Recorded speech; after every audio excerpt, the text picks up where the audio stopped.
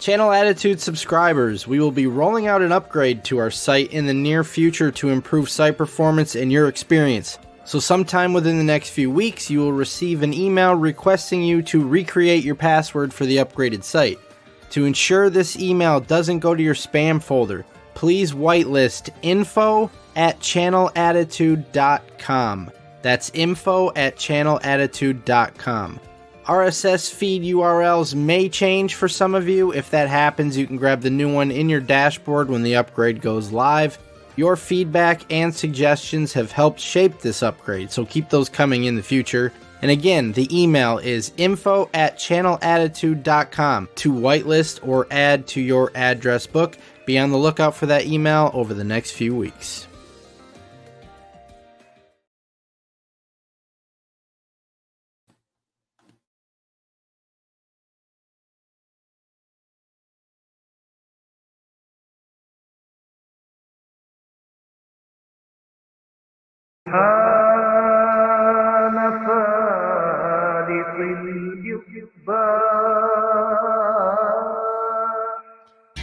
Yes, yo, law, that's right. Prepare your incendiary devices. Get ready for the explosions. Climb the ladders. Get the Khashoggi briefcase and claim your birthright. Because it's Hameen Media Group, the Monday Locker Room, ready to wrap up Money in the Bank and put a smackdown on the UK. Here, channelattitude.com. YOLO.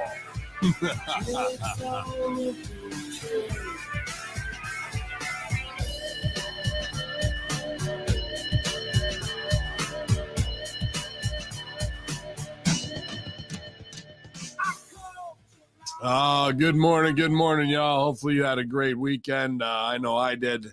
Hanging with my crew, I was out at Swanson and Rittner down there in Philly, man. I had a great wedding to go to, and it was just an awesome time. Eat, drink, and be merry, because tomorrow, you know the rest. Pretty much as the world turns, I spread like germs, and it all burns right now, man. Just watching everything that's going on in Europe right now, and seeing France fall apart. Meanwhile, we're in London doing Mary Poppins cheer-alongs, the whole night long. So hopefully you guys had a good one, whatever you were doing out there. I know big graduation party weekend, big wedding weekend, and heading right into July 4th, where everyone gets to celebrate America, whatever that means in 2023. But y'all, man, I'm glad to be here this morning. Art of the B to the V said he was going to be here. If not, I know the vet's ready on run in. I just wanted to give RBV a little time here in case he's waking up late after a long weekend, I'm sure, at the racetrack as well. So, but I see the chat room filling up here live. MITBin Hameen YouTube channel, twitch.tv/Hameen Media. Appreciate you guys spending some time. Hopefully you got the day off. Hopefully you got maybe a 4 or 5 day banger, and you can tie one on, mow the lawn, and do all the things that you try to do to catch up on, or maybe you're just chilling, having your morning coffee. Either way, we appreciate you. I appreciate you being here, hanging out after Money in the Bank. I haven't gotten through all of it yet by any means. I just finished the women's Money in the Bank match, and very, very impressive, I must say. We'll get into it. I don't need to stooge all that off without the co-hosts or anything like that going on here. But yeah, like I said, a great weekend with friends and family, man. My posse in Philly. I'd never been to Philly before, and hopefully I'll be in Philly next April and putting on some boxing gloves. But I doubt that, because pussy gang over a week. You got to be careful what you say. You don't want to get slapped with a lawsuit, pal. That's for goddamn sure. So, if you want to make some money to be able to keep the Porsche, I got an idea what we could do in Philly. But, whatever. Keep on keeping on, pal. Looking good, said nobody. But yeah, man, I know the big internet fuss and cuss was over the fact of Damian Priest winning men's Money in the Bank. And, we talked about this, not ad nauseum going into it, but what are your best choices? And absolutely, I think if you're looking at your top three. I don't want to label them 1, 2, 3 or ABC or whatever. But LA Knight, Damian Priest, and Logan Paul, all for their own reasons, have big appeal. You know what I mean? And are good roads to go down. There isn't really, I want to say a loser by any means. There isn't a bad choice there. It just depends on which creative choice you want to make. Because we can keep all three of them over. That's not a problem. I just look as a businessman about value more than I guess I look at as creative as much. But I did see some big inklings of what they see in him. Just even in his entrance, Damian Priest had a really big new Undertaker presence. And I could see that going down in a meeting of like, we got this guy in this dark demonic crew, cough button. And, he's been through our program. He came up the right way through Monster Factory, went to ROH, got over at NXT, came onto the main brand, had a couple switches, got over with Bad Bunny. Like, this guy is everything that Vince McMahon looks for in a prototype wrestler. Plus, he's got the Latino side of things to boot there as well, which is obviously going to be huge going forward with this whatever's going on border wise, so very interesting choice. I see the value in them. Absolutely. And they don't make guys like that every day. God damn, you're a big motherfucker. And I saw that they see him as an Undertaker, a next Undertaker, so that's not a terrible choice. Like, hey, who do you want to build? The next Undertaker? Yeah, there he is. Okay. Like that's that no one's going to go, oh, another Undertaker. God damn. What a terrible idea that was. Right. So, but then the people want LA Knight. So for LA Knight, I wouldn't have had LA Knight go over because the want is what keeps LA Knight over on the rise as a babyface. Same with Steve Austin when they wanted it. You know what I mean? You don't give it to him. You keep it out of their reach. And then because once he has that title, it's a countdown till somebody beats him. And that the chase for him and the crowd getting behind him is where the real sauce is. So for him to not go over and get a blood feud type thing out of it, maybe would be a better choice. So I think LA Knight not winning this gets him more over than him winning it. I know that sounds strange, like it's a strange concept to wrap your head around, but the want of him succeeding is the most important part of the connection with the audience. So if we were to pay off that want right there, I think there's more air in that to build that want. We're only here. We want that balloon to get to almost bursting. You know what I mean?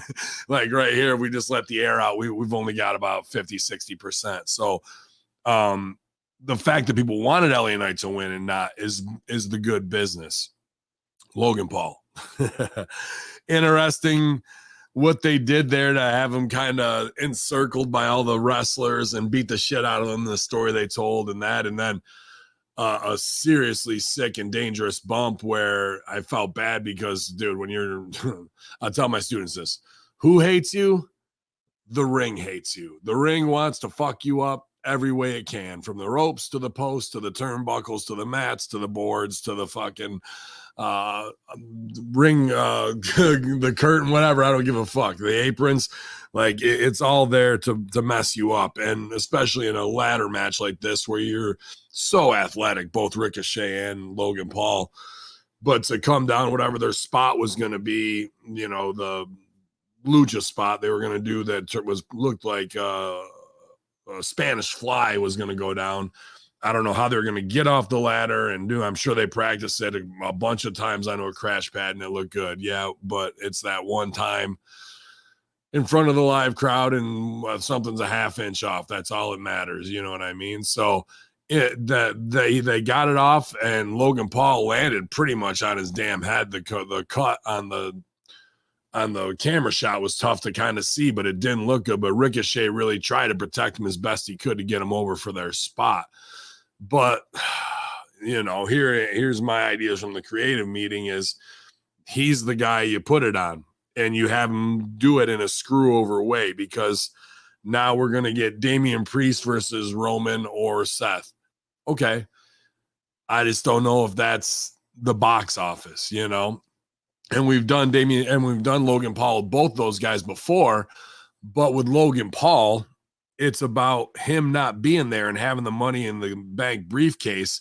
Because if he's there every week, then we over tease it and he's walking around with it, gets overexposed, which it'll be with, I fear for Damian Priest that it'll be like that, unless he cashes in right away at SummerSlam and they make him. That's an interesting choice. I'm looking forward to talking with Russo and Stevie with as well, and probably the vet here in a minute. But the fact that Logan Paul is kind of persona non grata most of the time, and you never know when he's going to show up, and he could show up at a Raw, he could show up at a pay-per-view, he could show up at a SmackDown. That's interesting because it's not about Logan Paul cashing in to become champ. It's about the champs looking over their shoulder all the time, or getting too comfortable and forgetting about it, or getting distracted in a side blood feud, and in comes Logan Paul to cash in. And in that time, Logan Paul is showing the briefcase on social media and everything else wherever he is, and line up some big outside wrestling events for him to be at, right? With the Money in the Bank thing right there with him, courtside at the NBA. I don't know, whatever. I mean, NBA is done right now, but you get what I'm saying. So I think the biggest win would have been with Logan Paul. They kept it in-house. And the thing that's strange with Damian Priest is they handed him 2 L's, the losses right before this. And this could have been, McMahon 11th hour rewrites. But if we were going to have Damian Priest be the guy, I definitely wouldn't have had him lose twice in the last 2 months on TV clean. I think he lost, you know what I mean? So very interesting choices that way. And like I said, things could have been one way on Friday, and by Saturday they're changed, and by Sunday they're changed again. So that's just the way card's subject to change. So maybe our locker room subject to change, because I just sent the vet via Twitter direct message today's link. So yeah, man, shout out to Damian Priest. That's a cool thing for him to get the up. And now obviously where they're going to be going is with Finn losing. You got 2 guys in a crew, one's on his way up and the other guy was trying to get back over and couldn't get it done. And that loss is going to make them polar opposites inside the crew. I think that's a cool dynamic to play with when we say wins and losses matter. This loss for Finn and the win for Priest is definitely going to shake up that energy right there. So that'll be cool to see how they mess around with that as well. So yeah, that's it. But right on the scene, I'm sure he was listening in as well. Good morning to my OVW brother, the Vet. How you doing this morning, Vet? Good to see you, pal. I'm hot. It's unreasonably hot. It's definitely in the triple D's today, and I'm not talking about Bailey's cup size. I'm talking about those. That's hot too. But nonetheless, yeah, I did listen to what you were saying, and I definitely have some thoughts on this. It's one of those times I miss being able to kind of mix it up with you, Stevie, and Russo talking about the booking and the creative and everything, because there's a lot of little details that kind of get missed along the way. So let's start with the men's Money in the Bank. You look at that field of guys, right? And you look at the WWE booking over the past year or so. Which one of those guys do you even see them realistically going with?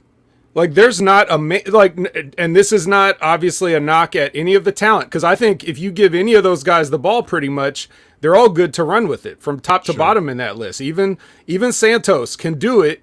But the thing is, they've done nothing to build any of these people. Everybody's been sacrificed at the altar of the bloodline for the past 3 years. Right. They have built no contenders. They have built no credible champions. Seth Rollins is a champion of some belt that came out of nowhere that was probably meant to go to Cody Rhodes at WrestleMania. We've already talked about this multiple times, so I won't go into it again. But you can see that creative playing out more and more. Like, if Roman had lost at WrestleMania and then he loses again here at the Money in the Bank or whatever, you can see how the bloodline further crumbles and crumbles and crumbles, and that's a better story. But now he's still the champion, and really nothing's changed other than his cousins don't like him now or whatever. But anyway, back to Money in the Bank. So So now you have a field of guys that no one believably thinks can ever be a champion, right? It's just like Damian Priest, okay, like you said, jobbed him out leading up to this. Or how about let's tie that into the rest of jury duty. Finn Balor jobbed out clean. Like how many weeks leading up to this, and we want him to be a viable contender for Seth Rollins' made-up championship, right? Like they're expecting us to believe that anybody can actually win these titles when all we see is them losing. LA Knight, only people LA Knight's ever beat are Rey Mysterio twice. And that's another guy that they job out that they shouldn't be jobbing out. LA Knight should be beating people he should beat. And then we'd believe like, oh, he might actually have a chance to win this Money in the Bank. And he might actually have a chance to cash it in. Yeah, right? He should be beating Happy Corbin, and he should be beating all the his kick around with them or whatever. I can't even remember the guy's name. Like Madcap Moss, he should be going on a tear through all those guys. Absolutely. Right, but all we see is him lose. So in turn, like you're saying, that gets him more over because the crowd is cheering against the booking, not for the guy as much. A lot of that I just really believe that the right choices were made. And 4 or 5 Shred-O-Matic 6000s changed that. I'm glad you said that, because here's where the history lesson comes in. Because I know that most people don't have time to keep tabs on all this stuff. But if you look back at the history of how LA Knight has been booked since he was signed, it's really no different. LA Knight is the new Elias. I started talking about this because a friend of mine was texting me about Money in the Bank because he's just a fan and he wants to know what I think or whatever. So I go back and forth with him a little bit. And it just occurred to me as I was texting, I was like, LA Knight is Elias. Elias was a guy that in NXT, I don't know if Elias ever won a match in NXT. And this was like well before Vince McMahon even knew who he was at this point, right? Because he doesn't watch NXT or care unless his son-in-law has a heart attack. That's the only time he cares. Any other time, he's never cared. So you have to... LA Knight was the same thing. He won like maybe 2 matches his entire time at NXT. It was very... The booking was very... They count on LA Knight to keep himself over despite not having any actual wins, right? Which... Right. Is true to a degree. You can do that, but at some point, if you want to take the next step with a guy, you have to believe that he can beat somebody, or it just won't feel right when it happens. It'll feel like it comes out of nowhere. Elias. They could have done it with Elias. Yeah, so he was right there. So you've seen Elias's transition over to Raw, where he's a guy that never wins, but he gets over with songs and little backstage things. That's how Triple H sees him. For some reason, Triple H has got a problem with putting Elias over in actual matches. And the same thing is happening with LA Knight, a guy that can get over with character, can stay over despite losses, can get the people to react to him, which is the most important thing for a company like this that's all showbiz and very little sports. To get the people to react to you and to care about you, that's their number one goal. And whenever that happens, it seems like the WWE's like, nah, cool that off. We don't need that. Arn Anderson cut the water off, that whole thing. So it's actually gone back even further than this. We can't totally blame Vince McMahon because they were already setting LA Knight up for this whole process of, we're going to beat you into the ground, but you're going to keep yourself over because you're just so charismatic. Like, I don't see why you can't have both. I don't see a lot of other people doing, much better in that department. But there's like a history of guys that seem like they would fit the bill, based on all the the boxes that they want checked. Yeah. And those guys are the ones that are marginalized and minimalized and not getting the full value out of. And then everybody else is like raised to levels of mediocre with 50-50 booking, marketing, everything.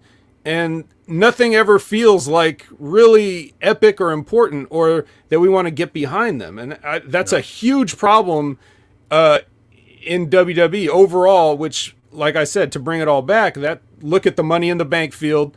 None of those people are believable contenders in the fans' eyes. They know who they want to win, but it's going to feel like it comes out of left field if any of these guys were to actually be walking around with a major championship. Look what they had to do to Austin Theory, man. They had to make him get the United States Championship because nobody would buy him as a world champion. So they cooked up some, cockamamie reason why he would use his money in the bank on a United States Championship, and here we are. Still, how over is that guy? Not very.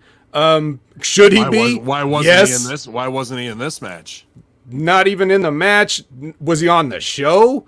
I mean, yeah, interesting. We don't need the United States over in London, pal. I really liked the finish of the women's match. I thought, there was some spotty stuff, but I liked the handcuffing. I thought that was very, what else is there to show, And I thought that was a cool way to do things. And those things can usually go wrong, and they do if you're in there in the moment. And it didn't. And there was a spot there you probably saw where, when they were trying to cuff Becky in the first place, what's her name? Zoe walked off camera for like several seconds doing God knows what. Like she was supposed to cuff her, and then she just wasn't doing it, and then she just walked off camera for 30 seconds, and then came back. It was she should go over to one of the referees and can you undo this cuff for me? It's stuck. What? Could have been, as long as we cut away. I didn't see that, so I was busy doing six things at once. Use a zip tie like the cops. Yeah, right, exactly. But it was they really put it out there, got their shit in, the big moonsaults off the top, and paying off the long-term storyline. We did too much weird head scissor stuff with Trish Stratus that kind of got wonky, you know what I mean? But Trish was working her ass off too, man, in there. Everybody was taking serious bumps. Zoe Stark took some really good bumps, so did Io Sky. And I thought the story of that match, I liked the women's story better than I liked the men's story, Money in the Bank. I thought they really, really did a good job with it. And Zelina Vega too, the code red on the ladder. Zoe Stark bumped Awesome for her on that. There was a lot of good high spots where everybody in that match shined or got heat how they should have. So really, you could see the extended effort from everybody in that last night. They all worked well. Yeah, they sure did. Speaking of women, there was a big head scratcher in terms of the women's tag team championship match earlier on the show. Yeah, I see. So I didn't see that. So Charlotte and Asuka, they did what? Or EST? No, it was the Ronda and Shayna versus Liv to and put Raquel. Those girls over in the tag match. I'm like, dude. Well, but what happened was they have 99% of the match, and then Shayna clubs Ronda from behind, turns on her, leaves her. Yeah. And there's no setup for that. There's no reason for that. And all I can think of is she's not getting over as a heel. She's got more value as a babyface UFC wise. Let's get her back to babyface like that, because no one gives a shit about Liv and Raquel together. They don't, but I don't know. This ain't the answer. It's not. No. Why are these two women that are acting like complete and total bitches to everyone, include women, men, stage assistants, everybody they're treating like shit, and Ronda's just going to immediately turn back to a smiling babyface because she got punched in the back of the head? I don't think so. We're not that stupid, and they got to stop treating us like we are. Everybody was just like, huh? It's not always a good idea to have a swerve unless the swerve makes sense. This one doesn't make sense. They didn't tip their hand. It just came out of nowhere. Unless I missed something, and the chat can correct me. But no, there was no thing like they did with a moment of I disagree with you on that. Where we see something out of character that I think it just came out of nowhere. Yeah, and nobody really gives a fuck about any of them anyway, because none of their stuff's been over. What they beat some NXT girls to unify a title, and those girls do what now? It's just okay, and then you turn on me. All right, now what? We're in a blood feud. Yeah, again. You turn on me before the match is over. That was their creative wrinkle, to set themselves apart. Most times the partner turns on them after they lose the match. Yeah. It needs a catalyst. They're like, nah. Now no one will ever see this coming. Yeah. We're winning, and then the partner turns on them. That's great. Great TV. Our biggest surprise of the night, probably though, John Cena out of nowhere appears in new G.I. Joe gear. I gotta say, just Joe, me marking out for it. I thought it looked pretty cool, to be honest with you. And even on the back, if you're not at least probably 35 to 40, you won't understand this, but he had just the card, like the back of the G.I. Joe packaging with the other ones in there. I got to go on WWEshop.com and look at the back of that myself to see what it looks like. I thought he's had that one for a while. I thought. I don't know. I thought he has, but the hat looked new. It was like a new version of that hat. And by the way, guys, I know we always tell you channelattitude.com is where it's at, right? You can sign up and get all this content or whatever. But even if you don't sign up, you can go there and look at the profiles for all the hosts and everything that work there. And if you look at my profile, you'll see a very similar format to those G.I. Joe cards. So awesome. Check that out if you're a fan of that. That's a great Easter egg. That's a great Easter egg, no doubt.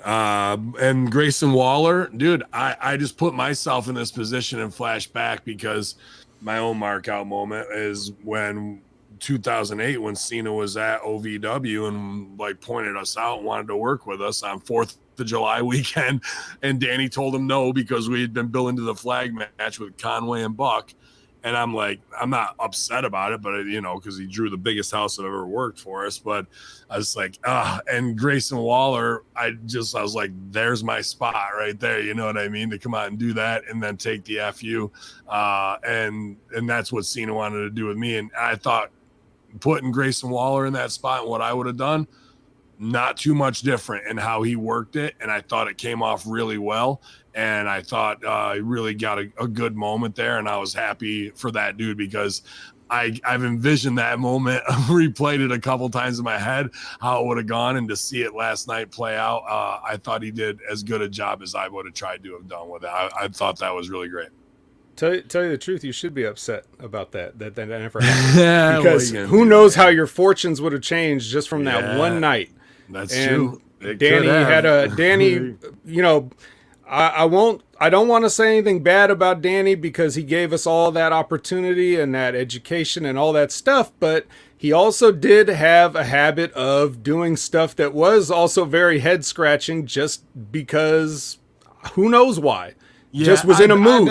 I've been on a 6-month build with Conway and we're rookies. The fact that he even gave us the time, like there's no way we could have stepped out, and plus I would have been the one to take it, and that would have pissed Ellie and Khalil off even fucking more.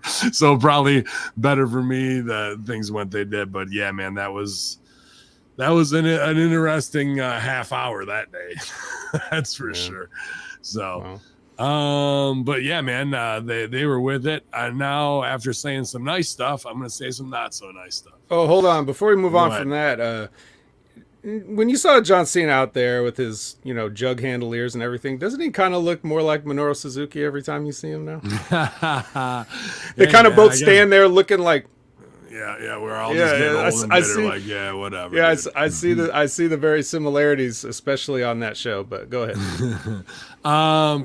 So I know we got fans all over the world, and it's just cultural differences, and it's now. But dude, oh yeah, I already know where you're going. Ben hates English people singing. Fucking hate this Mary Poppins soccer bullshit.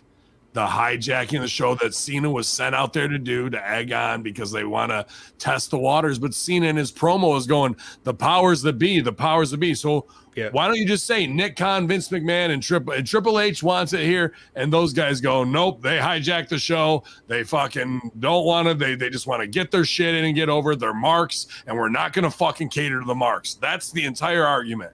And guess whose side I'm on? The bitter old fucking men, not the fucking chimney, go fuck yourself. I'm tired of all that fucking shit. Where they think that's cute to hijack and they do it at soccer shit. There's a reason. I don't care. They're like, soccer's the most over sport in the world. Nope, it's not. Just because people from other countries do. You don't see a bunch of NFL. I guess you could say the Bills make me want to shout or whatever, but to sit there and do these little third grade clap along bullshit, get your shit in stuff. Here's what it is. We got great fans. I appreciate everybody who spends any money with us and whatnot. At the end of the day, this is a mafia. And you could probably try Vince under the RICO Act if you wanted to. But the fact, or it's a military, you are civilians. Everybody in the military looks at you like fucking marks because you haven't paid your dues to be on the show or take over the show. Mm-hmm. Now, on the other side of that coin, I'm an ECW fan. We would hijack the show as well. But we knew how to get our shit in and get the fuck out. Or we were part of the moment. Throw the shirt back at Cena at One Night Stand, even the last shit like that. It doesn't go on after he gets the shirt back where we keep going, throw the shirt back and fucking to get our shit in like it's some fucking choir sing-along. So everything they've done with Shinsuke, with Seth, with Cody, with Jericho, with all this fucking romper room bullshit, and they think it's empowering and it makes you cute. To the rest of the world, you look like fucking idiot Mark children. And to the guys in the locker room, none of the guys in the locker room are going, oh, you hear that? Hear how awesome it is? They're reacting and hijacking the show. They're all rolling their eyes and going, these fucking Marks, can we just go home? That's what it comes down to. So bottom line, that's what you're viewed as to the world, is some you look like a ridiculous Disney cartoon most of the time, and that's why you got your ass whipped by every country post 1700. They did have a good run there. I'll say this because I don't like that stuff, but at the same time, lately, in the past couple of years, it seems like the WWE's gone in the direction of encouraging that, regardless of whatever that little jab that Cena threw in there was, because everybody's got like a management under the bus 3 times in that. So something bigger's going on. Yeah. Well, he's mad that he had to fly to London and hear it. So, with every, I'm pretty sure Russo said this. It's like Raw's turned into a karaoke night. It's just let Seth come out and sing, and let's sing, and then Cody comes out and let's sing, and then everybody's got like a part in their entrance music that let's sing. Like this has become like the sing along show. The only thing that's missing is the bouncing ball, but you don't need a bouncing ball because there's no lyrics. It's usually just noises or whatever. Or like, Seth Rollins is basically like people groaning. It's like the song is them groaning. Yeah. Oh, yeah. Like even they're tired of it. But yeah, I'm just saying, Mike Martin, am I reading too far into this, Vet? I don't think I am. Here's what I say. Fuck your Mary Poppins bullshit. It sucks, and I'm tired of it, and it's stupid, and you look like children. Yeah.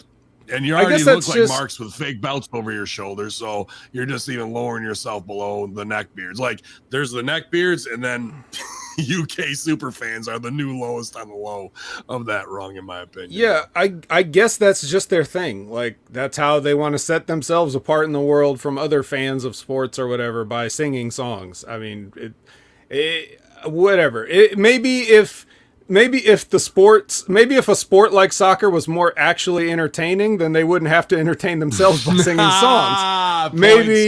Maybe if WWE wasn't boring everybody to tears with 7-minute packages telling you the entire history of the bloodline up till now. You think anybody in that building or anybody that bothers to watch this shit is like, I wonder what all this bloodline stuff is about right here up to this current match. No, let's sit here for 7 minutes. Yeah, that's the kind of stuff that'll drive people to sing. So karaoke is a big industry and people do like to sing, especially when they've had a few. So you can tune in every Wednesday and Friday night to twitch.tv/HamiMini. I'll be singing along and half rapping. There you go. There you go. And I'm sure your jukebox is a little bit cooler and hipper than what, hey, Bailey, Shoot me in the face, bro. Super bad. And that's about all I've watched. So I can't go much past that in my input professionally, but let's see what we got on the sheets, Vet. But another big return update on Drew McIntyre's status with WWE following his return for Money in the Bank. McIntyre via PW Insider noted that it hasn't changed and the two sides have not yet come to terms on a new deal or extension. McIntyre's contract reportedly expires in 2024, and discussions are said to have not started because there's still so much time left. For the time being, the two sides came to a creative agreement for McIntyre's return. McIntyre will be feuding with Gunther moving forward, and he's expected to appear on Monday night edition of Raw. McIntyre versus Gunther is rumored to take place at the 2023 SummerSlam Premium Live event. Yeah, I mean, that'll be a badass match, dude. You know what I mean? I think that would probably be Gunther's best match possibly so far. Everything goes well that way. Interesting that McIntyre's stuff is still on the table. But the contract expires in 2024, it says here. Well, if the contract expires in 2024, why isn't this guy on TV? Why aren't you getting value out of him? I don't know. I don't know. Maybe he had some sort of an undisclosed injury, something like that. But here's the thing. If I'm the WWE, business-wise, I call McIntyre's bluff. Because this guy is... that's a soccer song for you. Yes, I know. Yeah. If you hate Ha, mean shoes off. If you hate Ha, mean shoes off. Yeah. But that's fine. Drew McIntyre has admitted, and he's exposed himself as a WWE mark in everything that he's done and said in his career. He loves that company. He wants to be there. He only wants to be there. He only doesn't be there when they let him go. So he's going to do everything he can to stay there. Now he can try to pretend like he's playing hardball and dangle AEW over them. But like I said, call his bluff because one, it doesn't matter if he goes to AEW. He won't make one bit of difference there. No one cares. They've already got too many people they're not using, and he'll just be another one. He'll just end up like Miro in a squash match on Collision. It's no big deal to lose him there, but they won't because he'll eventually agree to whatever terms they set. He just doesn't have to agree to anything yet, and he's probably just being advised to, play it cool for now and just see what happens because we haven't even finalized this deal, have we been? Like this sale is not even currently finalized. Yeah, no, it's not, I guess, at this point. And who knows when the Saudis could pull that card. I would just, that would be my suggestion for WWE as a business. As Drew McIntyre. Did Zelina Vega come out with the chancla? Did she come out with it? I don't think so. Not this time. This time. Okay. Yeah. Sorry to chanclette. For my advice to WWE, just stonewall this guy and he'll eventually sign for whatever you want. My advice to Drew McIntyre, get over yourself and get as much money as you can. If you really need to talk to AEW and try to get a better check or wherever you want to go, then do that. Do whatever's best for you. But couldn't he just come in as the top guy, like a $5 million for 1 year, Punk, Moxley, and run it? You know what I mean? Jericho. Even if he does, there's no guarantee they'll treat him like that. But I'm just saying, like, whatever it is, get that paper. Whatever that is. Don't let the WWE abuse you anymore. They've embarrassed this guy. Ever since he's been back, like making him name a sword after his dead mother and carry it around and all this bullshit, like cartoon bullshit. Like this guy, you look at him, you're like, how is this not a top guy? It's same thing we were saying about, guys like, Elias or right here, we're saying Cross, all these guys that look like money and they're not being used to their full potential, or maybe only during a pandemic era, empty arena wrestling will do that. But yeah, I say just put your WWE fanboyism aside and sign for whoever's going to pay you the most. Yeah, I think Society Review's got a hell of a point here. No Lashley. Well, we did have McIntyre. No McIntyre, no Elias, no Cross. But those are all big money guys that they're not making into big money guys right now. You know what I mean? They all should be on that level. In fact, those guys that were mentioned right there probably should have been in Money in the Bank over Ricochet and Santos Escobar, like that would have been a little more star-studded look. I'm not trying to say neither of those guys aren't shit, but there's more money on the other dudes in a traditional WWE. Well, yeah, style. you're gonna want to put a guy like Ricochet in a ladder match over a guy like Cross who doesn't even do anything. So it's like, of course, that makes sense just from the excitement aspect of it, and that's why they always have those guys in there. But still. You know, you just laid out, well, maybe besides Elias, who's sort of a comedy act, even though he is jacked, but like he's, you know, you just laid out a group of guys that could be a top group of guys, and they've all been severely marginalized. That's what I was saying earlier about we have zero contenders for any of these championships. This should get you hot, Vet. We'll go back to your earlier great points. What's being said about Shayna Baszler's turn against Ronda Rousey at Money in the Bank via Meltzer Seltzer? He says, this was always the plan. Did you like that one, Vet? Yes, I did. The thing that I was saying about Ronda and Shayna were winning the tag team titles, and then Ronda got hurt. The thing is that I don't know the date, and it might be SummerSlam. It might be a little bit after, but the deal is Ronda has a hard out. You know, I mean, she gave a date. This is my last date, because I remember talking to somebody there, and it's like, well, you know, I know they're going to do this. And it's like, I guess the big match is for WrestleMania. And it's like, no, it's like her hard out is long. Whatever the fuck that means. Get me her hard out. It's long. Yeah. They didn't give me the date, but it's like long before WrestleMania. So the point is that whatever it is that they're planning to do, they've always the whole tag team was to set up Ronda and Shayna doing a feud. Ronda wanted to do this feud with Shayna. She got what she wanted. She's always wanted to do it because Shayna is the one who basically got her into pro wrestling. You know, Ronda, who was someone who watched it and sort of knew a little bit about it, but she wasn't like a big fan of pro wrestling. Dave Meltzer, quote unquote. We learned nothing from that. That's a lot of words without saying much. It doesn't fix the business, where all you had to do was wait 2 minutes till after the finish and then fucking have the turn. So the business made zero sense. But this hard out thing, to me, hard out, I guess would probably be January 1st. I gotta imagine, right, of 2024 day one. So we're gonna build this little feud and maybe pay it off SummerSlam, maybe pay it off throughout the fall, all the way leading into Survivor Series. Who knows? So it looks like SummerSlam's coming from Ford Field, which is a place we're very familiar with. But to sell that place out, this is one of those instances of like, what does Jim Cornette always say? It's either a match that needs a stadium or a stadium that needs a match. Well, now you got a stadium that needs matches. So anything that they can do, like a proposed Ronda versus Shayna, has some interest, but again, it would have had more interest if they've been treating these women better the entire time,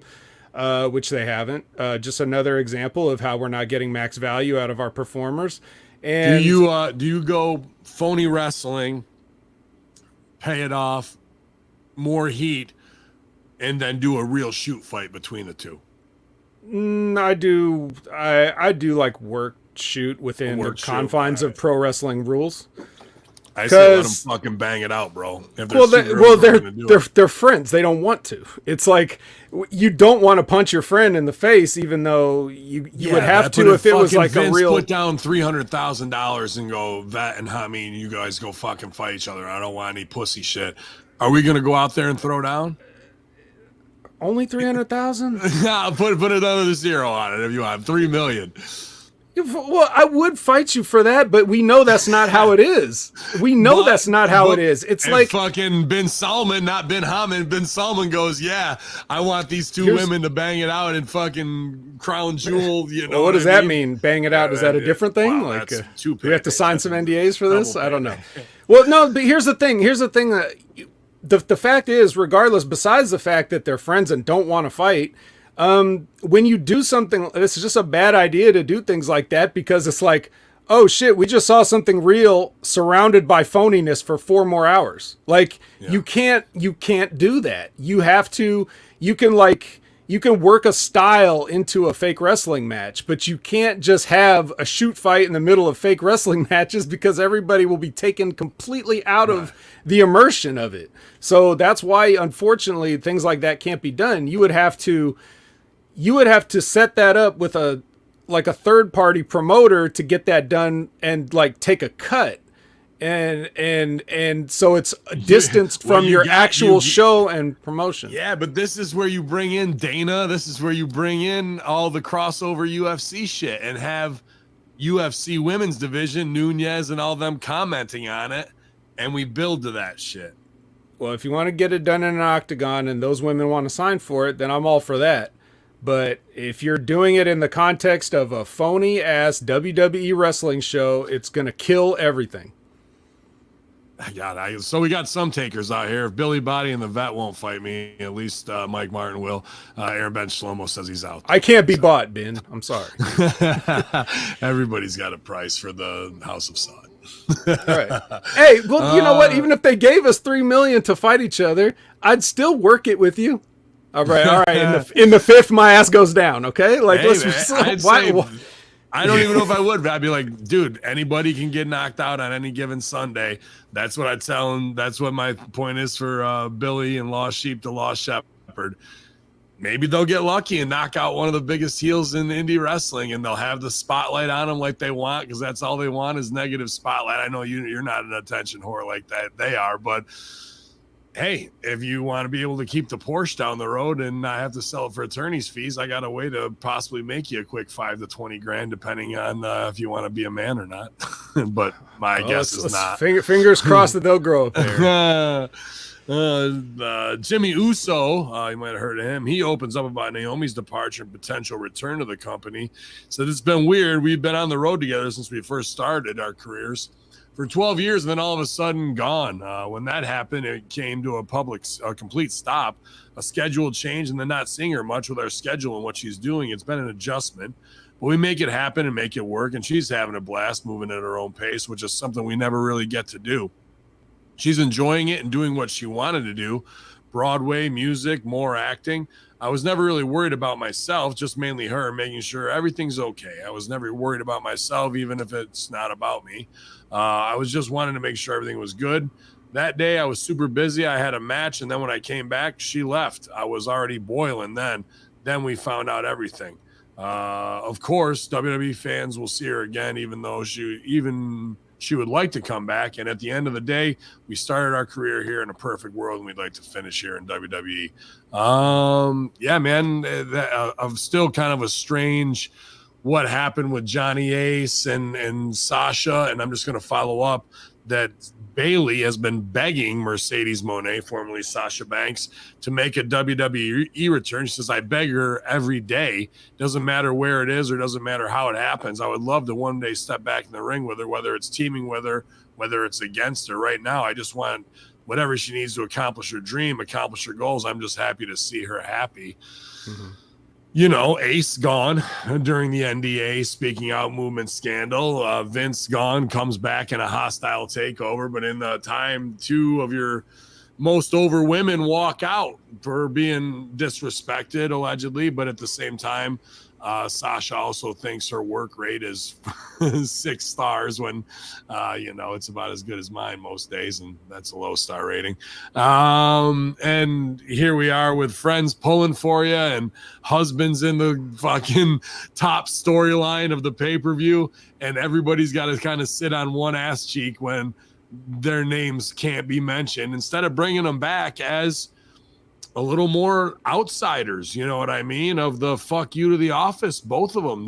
That's a nice little angle there, especially if we got Cena shitting on the office. So that's already precedented there. Why not bring back some disgruntled employees, I guess, and they work their way back in by lawyer instead of just being like, welcome back, like they come back on their terms and they can't be fucked with. Something interesting they could hold dominion over Pierce and get ribs in on Johnny Ace with.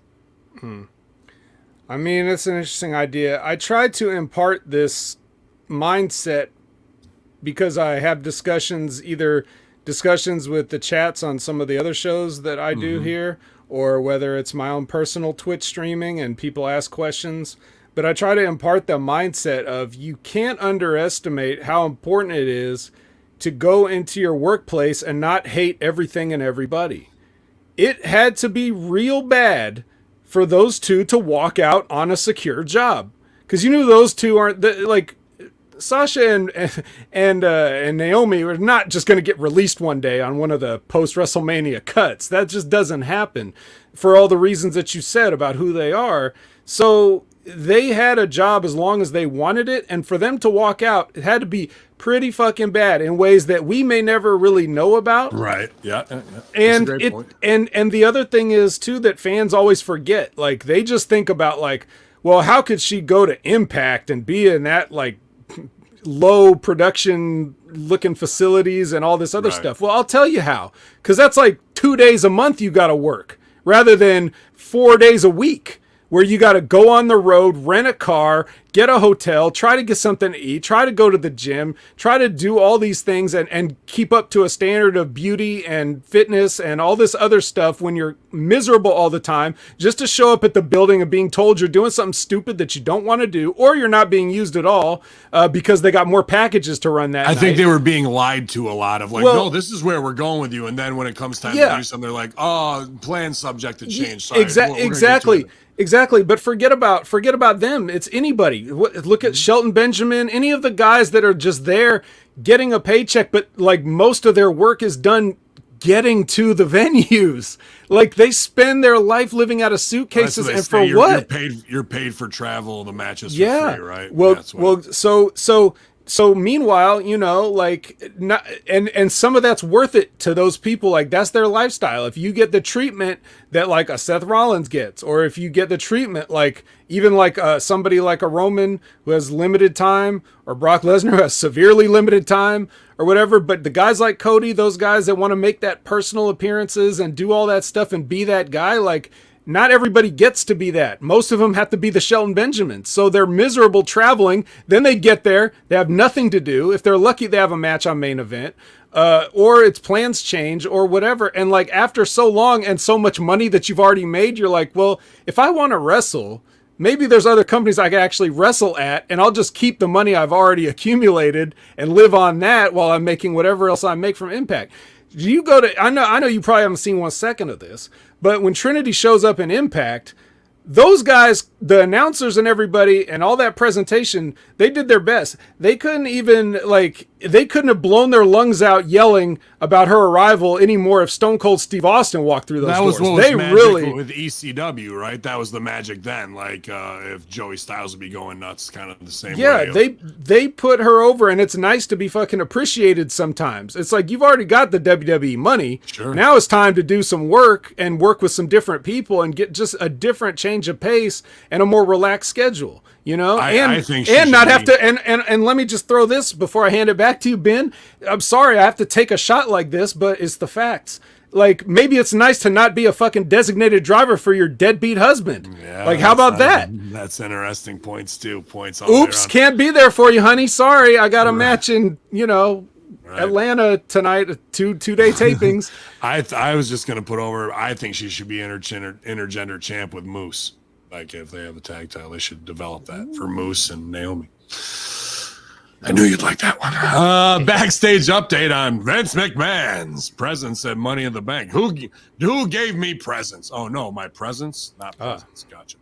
By Ross the Boss Vermin. Big shout out to Ross Berman, man. I always had a good time at WrestleZone with him, even though things went the way they did. No heat with Ross. Always a great writer. He says WWE Chairman Vince McMahon's fingerprints have reportedly been all over the program as of late, despite the former ECW champion working remotely from home. That's why Ross Berman's a great writer, bro. That's why he's a great writer. Dude, Ross, that was good. Points for Ross Berman. According to Fightful Select, this has remained true for the most recent international premium live event. It has been reported that McMahon was not in attendance for Money in the Bank in London's O2 on Saturday. You know what else I hate about UK? Royal family, the biggest fucking sham stupid thing of all time. So forget the Mary Poppins stuff. You've already failed with that shit right there. There is no word on whether McMahon has any effect on the show's creative direction. McMahon has been frustrating unnamed talent backstage with his meddling and finishes and other aspects of the creative process, including outright cutting advertised matches, despite not physically attending said events. However, one talent that doesn't seem to be flustered by McMahon's presence backstage is former NXT North American champion Ricochet. He said, Vince is still someone that everyone looks to, especially with creative. He said in an interview last month, so he's got his fingers in everything there too. McMahon has been cagey about his involvement in creative after the announced merger between WWE and UFC.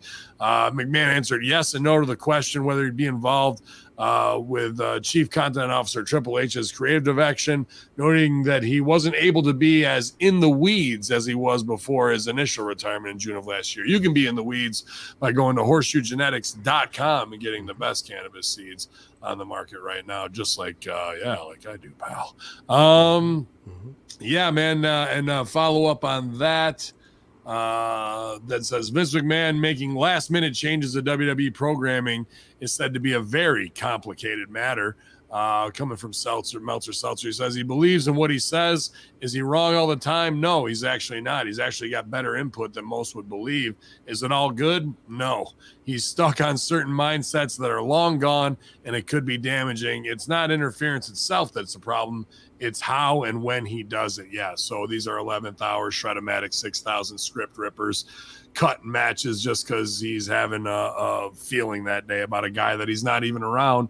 And then guys like Ricochet go, no, he's in everything. But then the real inside scoop from our WWE talent who ask for help all the time is that you can't go to Vince because if Triple H finds out about that, you're fucked with Triple H. But if you go to Vince and you don't get over, then you're super fucked because you tried to do the end around because you couldn't get your stuff over with Game instead. And now everybody is in a process paralysis when it comes to making a better show or getting things ready for TV. So that's the politics and the strange go ask your mother, go ask your father of professional wrestling. Who cares about all those politics? Get in your damn rental car and get to the building, motherfucker. Yeah, so you can tired of your bullshit. Yeah, so you can sit there and be quiet and not know if you're going to be on the show. Like and just yesterday. Stress out all day. Yeah, just do that. Yeah. No, but yeah, that's a funny thing because now Vince is by remote. Then that's even more reason. We already talked about this last week, Ben. It's like, well, why are we going along with these proposed changes? Why don't we, since he's not there, why don't we just not do it and then be like, oops. Yeah, we didn't get that memo. Oops. I don't see why he can meddle in finishes if he's not in tune with the day to day. If you're not in the weeds, which he never really was. I mean, he was, but he wasn't, because it's like, again, you've got talent coming up from NXT that people are bringing up, and you don't even know who they are because you've never seen them before. That would be funny. Comment of the day right here. That would last shorter than me backstage. Yeah, and I'll tell you what Rip Rogers would say if he saw that comment. Oh, fuck no. Are you kidding me? Get the fuck out of here, is what he would say. Shut the fuck up. Yeah, shut the fuck up. Shut the fuck up. Thank you very much. But yeah, so yeah, I just don't see how, like, okay, so you're out of touch with your developmental program, and now you're even more out of touch with your main program, but you still want to. Why does it matter to you what the finishes are if you can't even be bothered to be there in person? I will never understand that aspect of it. It's like you care some, but not enough. Like, why does it bother you whatever the finishes are? Why don't you just do whatever it is that you always do, like with the business side and the promotion side, and let Triple H do the creative part and sink or swim? It's not the company's fortunes are not going to turn around just because you change the finish of a Judgment Day match. It doesn't matter. Like, that's not going to change the stock price one bit, but it does make it a little sillier if Damian Priest gets beat every week and then all of a sudden he's now the number one contender for your championship. Yeah, man, you're right. Nobody's watching, so one switch of a finish ain't going to mean shit. Let's see, couple left here. Natalia receives 6 Guinness World Record certificates at Money in the Bank. Backstage at Sunday's Money in the Bank premium live event, Raw Superstar received a total of 6 Guinness World Record certificates. Of course, Natty reacted to the news via Twitter, noting that wrestling is a single sport that you can't do on your own.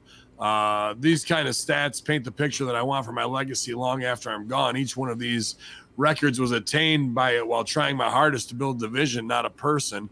That's what my family has taught me. Wrestling is a single sport you can't do on your own. The records include most WWE matches female with 1,514. Most WWE wins in a career female with 663 wins. You couldn't give her 3 more wins? Come on. Most WWE premium live event appearances with 75 premium live event appearances. Most WrestleMania appearances female with 8. Most WrestleMania Raw matches with 174 matches. And most WWE SmackDown matches with a total of 200. Wow.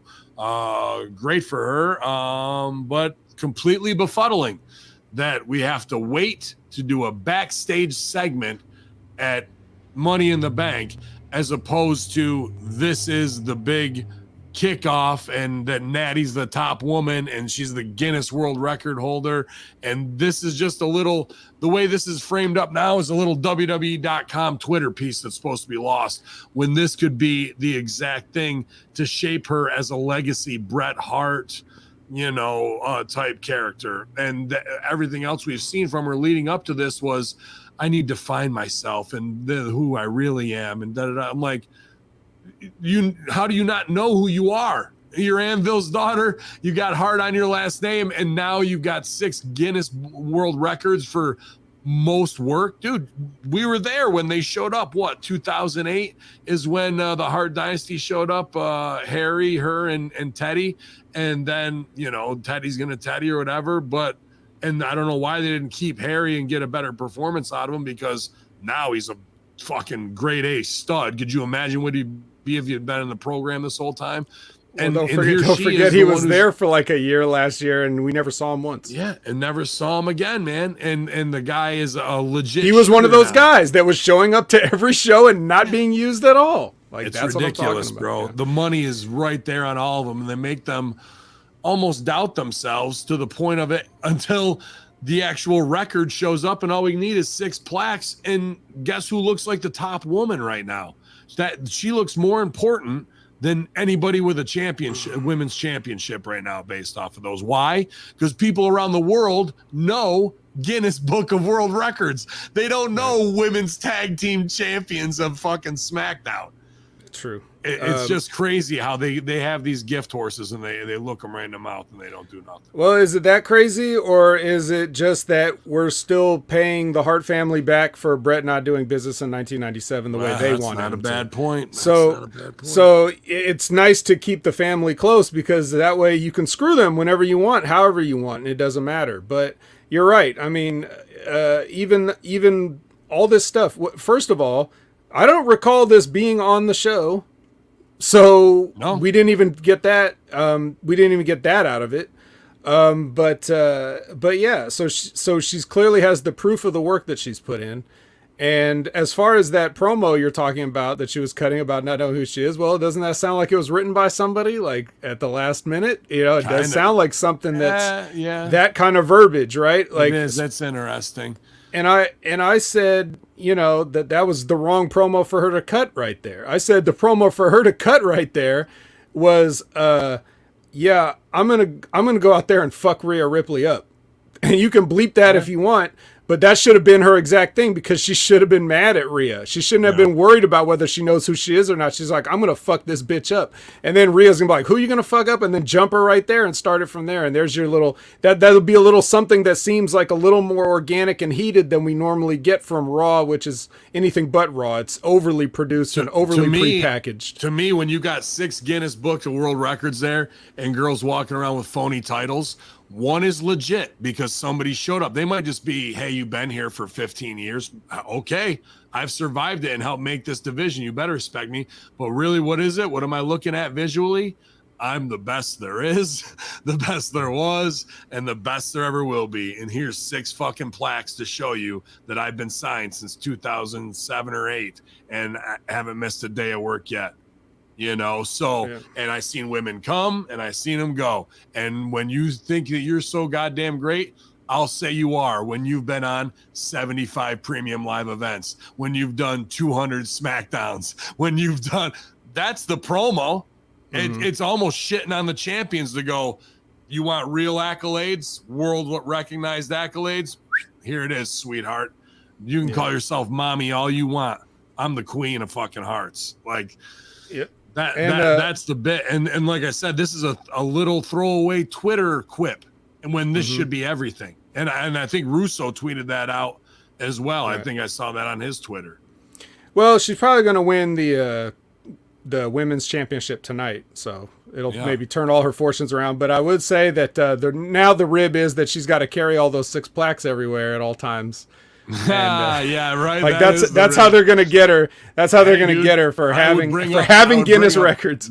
I would bring up 3 NXT girls to get them over and make them her plaque carriers. You know what I mean? Now she's a heel for doing good work. Yeah. But big shout out in the chat, our own celebrity. God damn, the Saucy Aussie, the man from down under, the owner of the Piers Austin Network, and Impact announcer and liaison down there. Super proud of our guy Piers Austin, man, getting to shine so bright with Impact, putting in all the work in building his own platform, and again, a guy who's helped facilitate independent wrestling all over that island full of criminals, and now he's getting some good opportunities and representing well, man. He's in the chat room this morning, so big respect to him as well. Yes. Follow the Piers Austin Network on everything he's got going on: Facebook, YouTube, Twitter, Instagram, all that stuff. Love Pierce, and you never know, you may see him on the Impact Attack tonight if you tune in. 6:30 p.m. Pacific, 9:30 p.m. Eastern. Check it out. You might have a run-in. Love it. Let's see here. I mean, these Christian Cage, I'm being a heel. Let's see. Yes, Christian Cage next. Comments on what's the most important aspect of being a true villain. He said, to me, the most important aspect of being a true villain is have no redeeming qualities. You've got to throw those out the window. You learn from those classic heels, villains like guys like the Iron Sheik. He was ahead of his time with some of his mannerisms and his delivery and his persona. He was a true villain and trailblazer. As long as you're delivering it and you believe in what you're saying and you believe it with every ounce of your being, for you, that's true and you're right and you're justified, even though it's probably wrong. That's how I look at it. Let me shorten that up for you. It's called commit to the bit. And if you show even an ounce of weakness or stray in the psychology of your character's true id, the audience will instantly see through it. If you're a fool and you commit to the bit, then you'll be fine. If you're a heel, fine. And baby faces also need to commit and be just as virtuous on all sides. So some basic 101 stuff here, but Iron Sheik, he inspired me a little bit too. So. Seems like a big duh, right? But that's the problem. It's not the committing part to the bit. It's them not knowing what the bit is in the first place, right? Mm-hmm. That's where the key word that he said, and I'm so glad he said it because I was sitting here wondering if I was going to have to disagree with the great Christian. But he said, no redeeming qualities.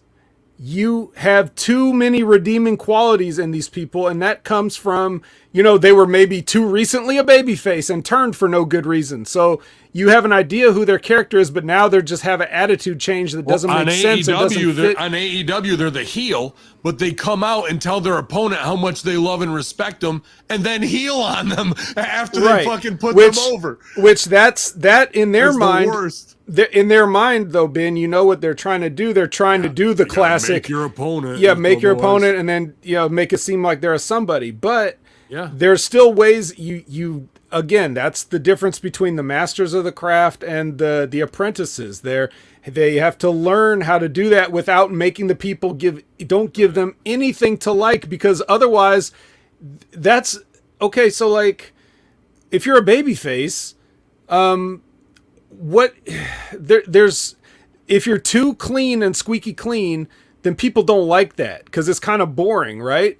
But if you're hateable enough, people will beg for anybody to kick your ass, whoever. It doesn't matter who. Just get me ass kicker. It doesn't matter, like whatever the case is. They'll accept a squeaky clean babyface if they have the possibility of putting down an irredeemable heel. So it's very important, that aspect of it. Take everything that people like about you, take your merch off the table, and do what it takes to make the people want to spit in your face. That's the key.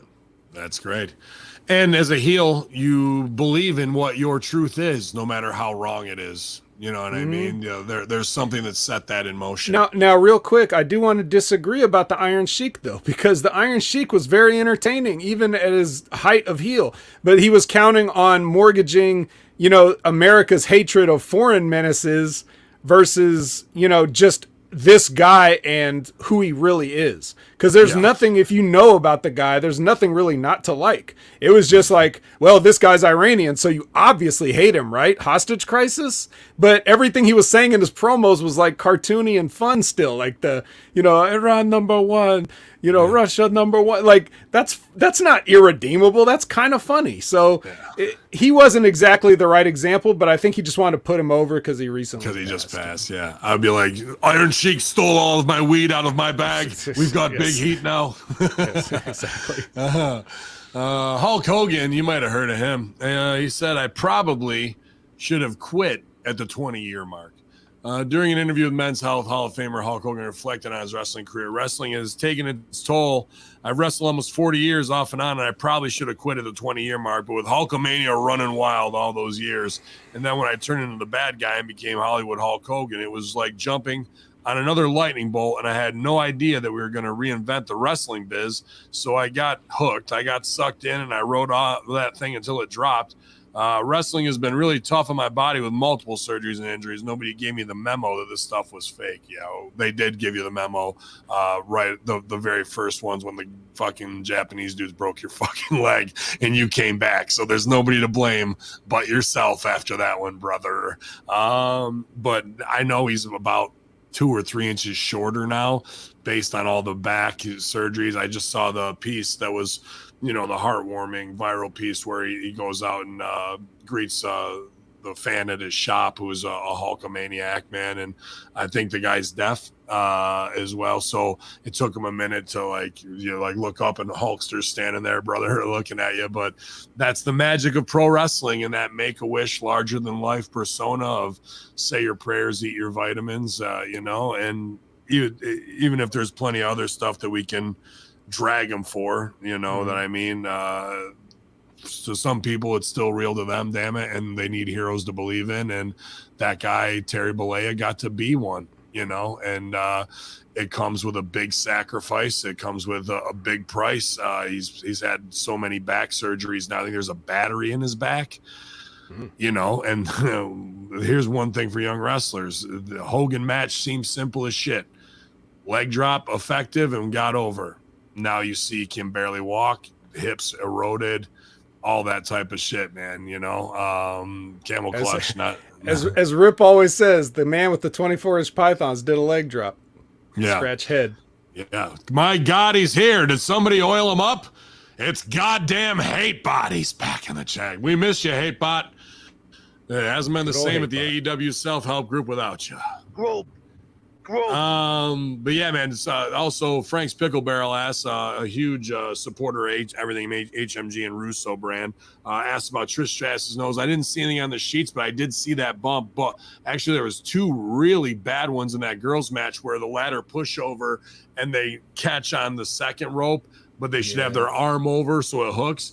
Both girls, I think it was Zelina Vega maybe on one. It may have been Io Sky.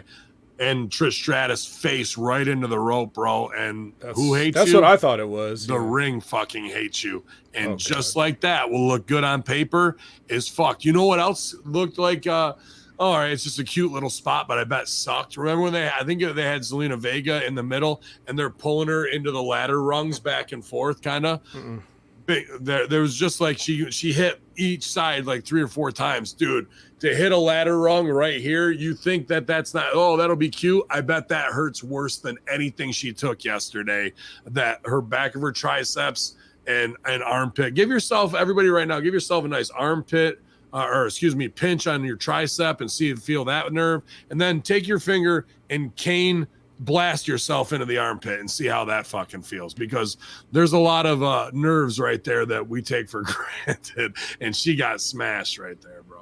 As a guy whose arm got snapped in half the same way Daniel Bryan's did at Forbidden Door, I can tell you the most painful thing I ever did in wrestling was running the ropes. The first time. You do get used to it, and then they give you cables. and then you get used to that. Yeah. But it does take a while. It hurts. So the worst, it hurts when you're aiming for them and you hit them perfectly. Now, when you're not expecting to hit them or you stumble into them or whatever, whenever you come into contact with those ropes and you're not ready for it, that is probably as dangerous as any other part. I know they say the apron's the hardest part, but it's because of the weird give of the ropes too. Legs, like, it's extremely, extremely stiff. 45 minutes in the Royal Rumble to win the Immortal title, bro. I don't think I've ever been more bumped up head to toe, like on my shins, above my thigh, under my titty, under my armpit, on my arms. Like every place was like, oh, for 2 fucking weeks I had bruises from them cables. Yeah, it's awful. So Trish is lucky that she only ended up as bad as it was, which looked like a kind of a bruise and some swelling, maybe a scratch. Yeah. But it could have exploded all over the place and broke if it didn't break. Yeah. So yeah.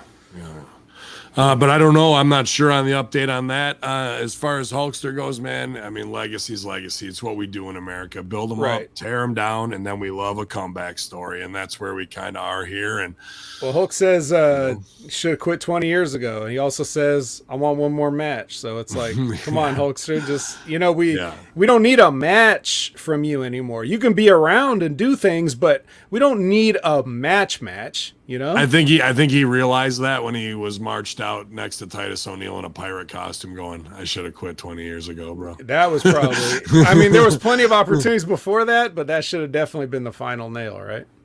Yeah. Hate bot points. I wasn't looking at Trish's nose. Up here.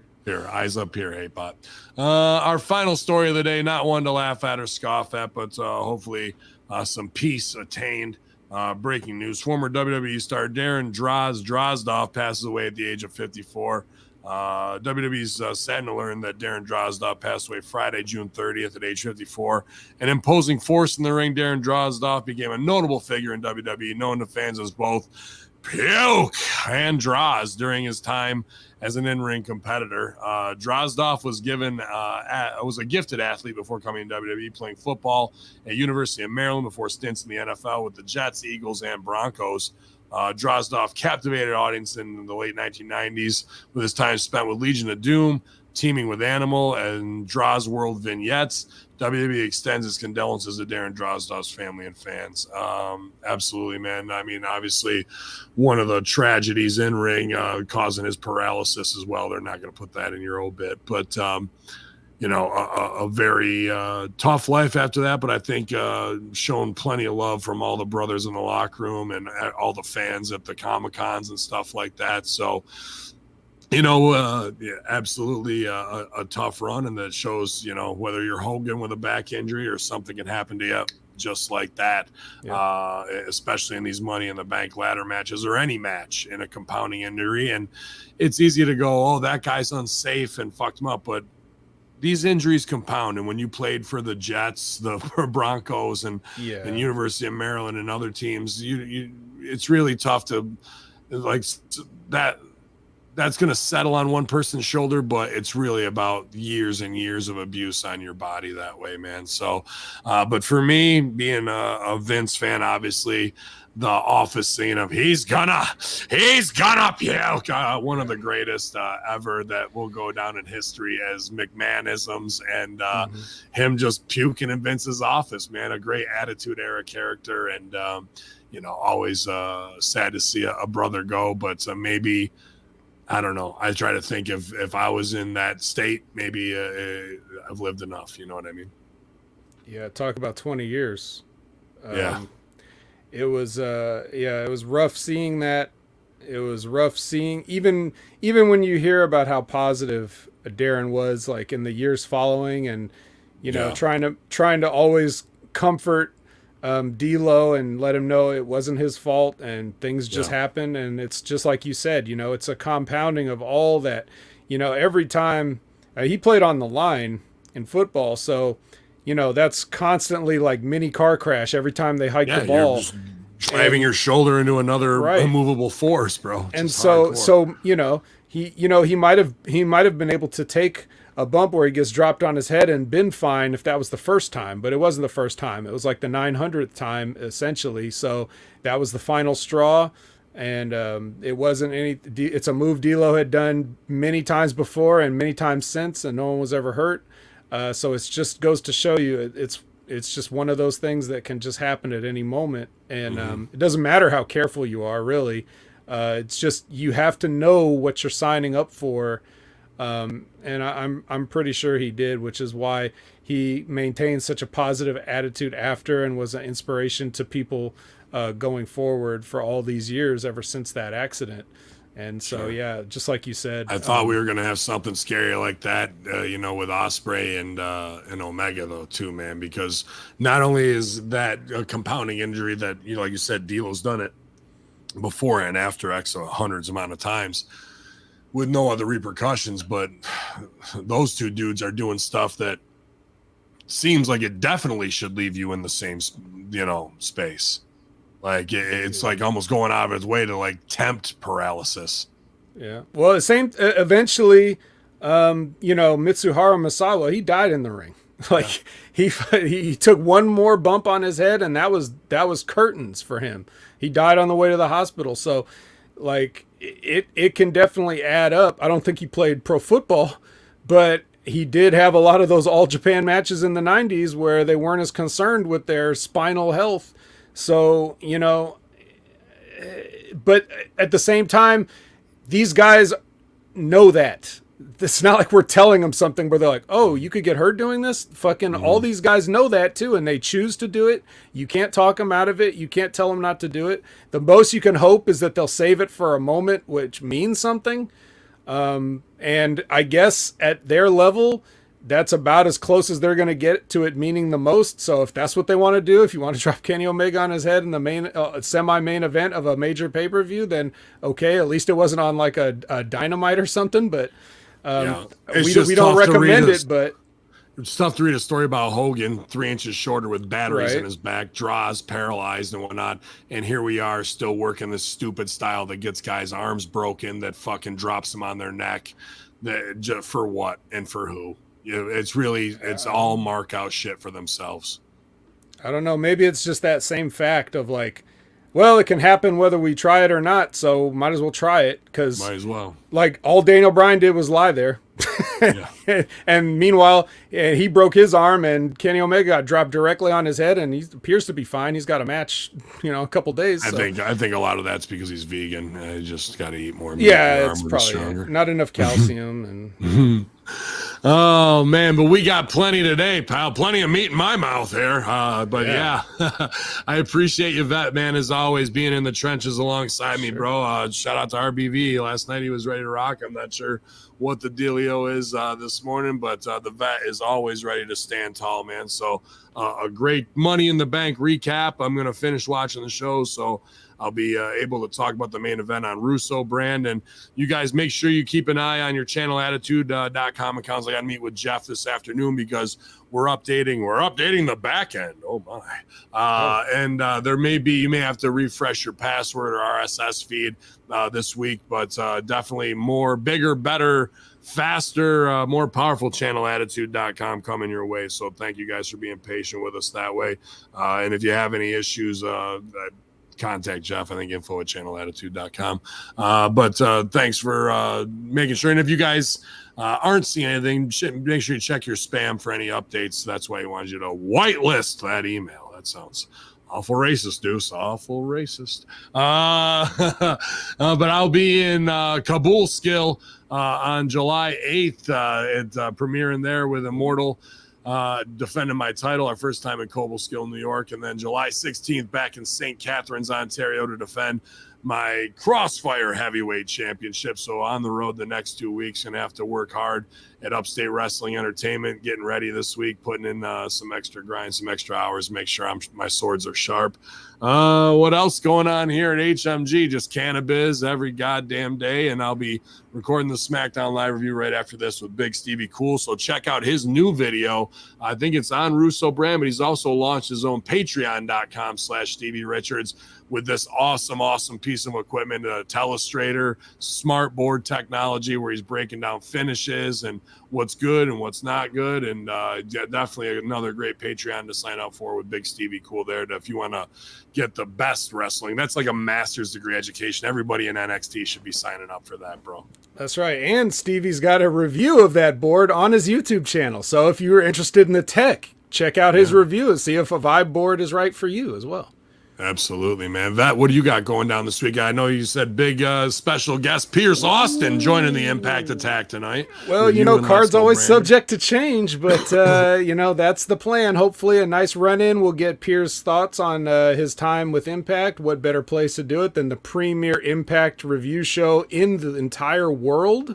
I think we can say that. As for me, you know, you could find me at the usual places, at Opinion Haver everywhere. You can definitely find me on Wednesday mornings for the Next Level Wrestling review with Big Ray Hernandez. That's 8 a.m. Pacific, 11 a.m. Eastern on the dot. So always check us out there. I show up on PWC shows. Doesn't matter whether it's a Monday Night Machismo Thursday edition, could be AEW Collision Wreckage, could be whatever. You just keep your eyes peeled. I'm somewhere. You're probably getting enough of me, but I never get enough of you guys. That's why I keep popping up. So so work on your sing-alongs, work on your anti-Bin Hameen chants and all your soccer bullshit, Mary Poppins. The next time I see you, Ben, you better have all three of those belts hanging up back there. I will. We're They're gonna have upstairs some problems in the belt bag. But yeah, up there with Natalia's six. Yeah, they're up there. What do I got for you in Maryland? You can go to horseshoegenetics.com right now. Over 75 different cannabis seed strains available. 25 in autoflower, 50 in photo period, which is perfect for outside summer growing, as well as Horseshoe Genetics, the whole series. I think we got 6 out of 10 up right now. The other ones are coming to market soon for all of our nutrient line as well. You can get them on Amazon if you want to buy from there, or direct from horseshoegenetics.com, you guys. That's what I got for you out there in Maryland. So grow your own with the best genetics from horseshoegenetics.com. And while you're out there in the garden, thanks for subscribing to channelattitude.com and patreon.com/Hameen Media Group. Just put out episode 25 of The Consultants, man. It was a hot show, and there was a lot of allegedly my ranting in that one after Retribution and Raw Underground went to shit from the original concepts, so to say, allegedly. But we were here. It's Monday right before July 4th, which, if you didn't know, is canceled, infidels, because your country's in shambles because of Hacker Hameen, the Iron Sheik, and of course the Vet. Here on the Monday Locker Room, infidels, channelattitude.com. YOLO. Ding dong. Hello? I'll get it. You want to laugh, Russo? I guess we could if you